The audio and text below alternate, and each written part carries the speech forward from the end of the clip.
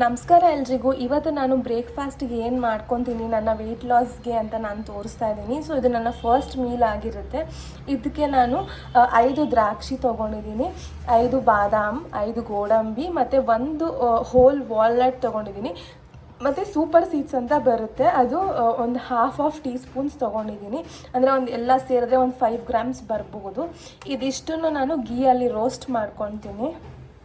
ಇಲ್ಲಿ ನಾನು half tea spoon ಅಷ್ಟು ತುಪ್ಪ ಹಾಕ್ಕೊಂಡಿದ್ದೀನಿ. ತುಪ್ಪ ಅಥವಾ ಕೊಕೊನಟ್ ಆಯಿಲ್ನ ಹಾಕೋಬೋದು, ತುಪ್ಪ ಚೆನ್ನಾಗಿರುತ್ತೆ. ಸೊ ಸ್ವಲ್ಪ ಅಷ್ಟೇ. ನಾನಿಲ್ಲಿ ಏನು ಕಟ್ ಮಾಡಿ ಇಟ್ಕೊಂಡಿದ್ದೆ ಅದನ್ನೆಲ್ಲ ಹಾಕ್ಕೊತಾ ಇದ್ದೀನಿ.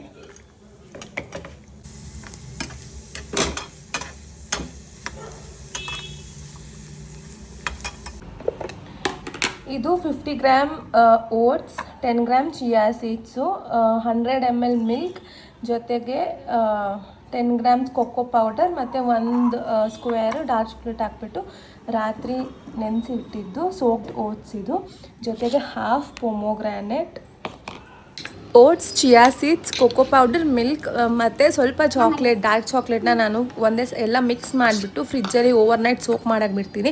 ಬೆಳಗ್ಗೆ ತಿನ್ನಬೇಕಾದ್ರೆ ಪೊಮೊಗ್ರಾನೆಟ್ ಮತ್ತು ತುಪ್ಪದಲ್ಲಿ ಹುರಿದಿರೋಂಥ ನಟ್ಸ್ನ ಇದಕ್ಕೆ ಮಿಕ್ಸ್ ಮಾಡಿ ತಿಂತೀನಿ. ತುಂಬ ಫಿಲ್ಲಿಂಗ್ ಆಗಿರುತ್ತೆ, ತುಂಬ ಯಮ್ಮಿ ಆಗಿರುತ್ತೆ. ಡಯಟ್ ಫುಡ್ ಅನ್ನೋ ಥರನೇ ಅನಿಸಲ್ಲ.